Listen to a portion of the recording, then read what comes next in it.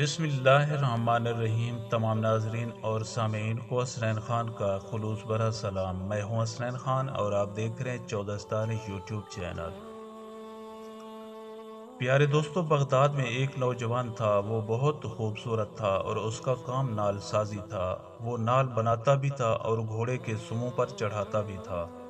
نال بناتے وقت تپتی بھٹی میں سے سرخ شولوں کے اندر وہ نال رکھتا بھی تھا اور پھر آگ میں اسے کسی جمور یا کسی اوزار کے ساتھ نہیں پکڑتا تھا، بلکہ آگ میں ہاتھ ڈال کر اس تپتے ہوئے شولے جیسے نال کو نکال لیتا تھا اور اپنی مرضی کے مطابق اس کو شکل دیتا تھا۔ لوگ اسے دیکھ کر دیوانہ کہتے اور حیران بھی ہوتے تھے کہ اس پر آگ کا کوئی اثر کیوں نہیں ہوتا۔ وہاں موصل شہر کا ایک شخص آیا۔ جب اس نے ماجرا دیکھا تو اس نے تجسس سے اس نوجوان سے پوچھا کہ اسے گرم لوہا پکڑنے سے کیوں کچھ نہیں ہوتا۔ اس نوجوان نے جواب دیا کہ وہ جلدی میں لوہے کو اٹھا لیتا ہے اور اب اس پر ایسی کیفیت طاری ہو گئی ہے کہ میرا ہاتھ اسے برداشت کرنے کا عادی ہو گیا ہے اور اسے کسی جمور کی یا پلاس کی ضرورت نہیں پڑتی۔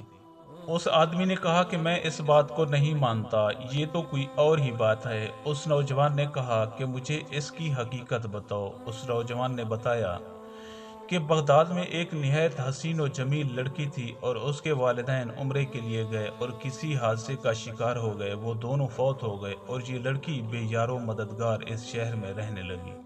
وہ لڑکی پردے کی پلی ہوئی تھی، گھر کے اندر رہنے والی لڑکی تھی۔ اب اس کو سمجھ نہیں آتی تھی کہ زندگی کیسے گزارے۔ آخر کار نہایت غمزدہ اور پریشانی کی حالت میں وہ باہر سڑک پر نکل آئی۔ اس نے میرے دروازے پر دستک دی اور کہا کہ کیا ٹھنڈا پانی مل سکتا ہے؟ میں نے کہا کہ ہاں، اور اندر سے اس لڑکی کو ٹھنڈا پانی لا کر پلایا۔ اس لڑکی نے کہا کہ خدا تمہارا بھلا کرے۔ میں نے اس سے پوچھا کہ کیا تم نے کچھ کھایا بھی ہے کہ نہیں؟ اس لڑکی نے کہا کہ نہیں، میں نے کچھ نہیں کھایا۔ میں نے اس سے اکیلے اس طرح پھرنے کی وجہ پوچھی تو اس لڑکی نے اپنے اوپر گزرا سارا واقعہ سنایا اور کہا کہ مجھے سمجھ نہیں آتی کہ میں زندگی کیسے بسر کروں۔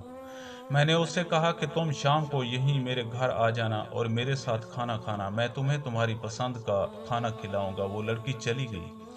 اس نوجوان نے بتایا کہ میں نے اس کے لیے کباب اور بہت اچھی اچھی چیزیں تیار کی۔ وہ شام کے وقت میرے گھر آ گئی اور میں نے کھانا اس کے آگے چن دیا۔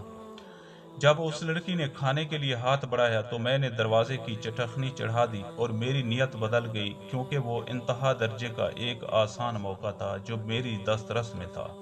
جب میں نے دروازے کی چٹخنی چڑھائی تو اس لڑکی نے پلٹ کر دیکھا اور اس نے کہا کہ میں بہت مایوس اور قریب المرگ اور اس دنیا سے گزر جانے والی ہوں۔ اس نے مزید کہا کہ اے میرے پیارے بھائی، تو مجھے خدا کے نام پر چھوڑ دے۔ وہ نوجوان کہنے لگا کہ میرے سر پر برائی کا بھوت سوار تھا۔ میں نے اس سے کہا کہ ایسا موقع مجھے کبھی نہیں ملے گا، میں تمہیں نہیں چھوڑ سکتا۔ اس لڑکی نے مجھے کہا کہ میں تمہیں خدا اور اس کے رسول کے نام پر درخواست کرتی ہوں کہ میرے پاس سوائے میری عزت کے کچھ بھی نہیں، اور ایسا نہ ہو کہ میری عزت بھی پامال ہو جائے اور میرے پاس کچھ بھی باقی نہ بچے، اور پھر اس حالت میں اگر میں زندہ بھی رہوں تو مردوں ہی کی طرح جیوں۔